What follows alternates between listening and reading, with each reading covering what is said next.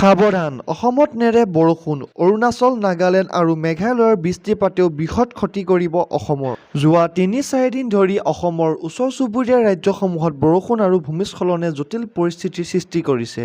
ইয়াৰ মাজতে দেশৰ বতৰ বিজ্ঞান কেন্দ্ৰই পুনৰ অসমকে ধৰি উত্তৰ-পূৰ্বাঞ্চলৰ অৰুণাচল, মেঘালয় আৰু নাগালেণ্ডত ৰেড এলাৰ্ট জাৰি কৰিছে। এই ৰাজ্যকেইখনত আগন্তুক ৫ দিনত হ'ব প্ৰবল বৃষ্টিপাত।